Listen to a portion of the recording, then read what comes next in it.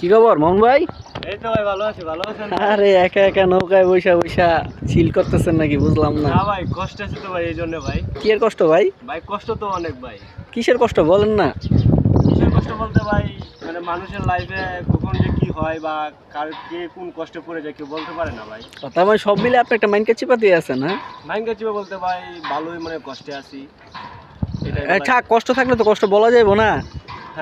এক কথায় মানে বলে দিবেন মাইন্ডকে চিপাতে আছি। হ্যাঁ ভাই, কষ্ট থাকলে বলতে হবে যে অনেক ভালো আছি। হ্যাঁ হ্যাঁ, ভালো আছে। আলহামদুলিল্লাহ ভালো। ঠিক আছে, তা পরিবেশটা কেমন দেখতেছেন?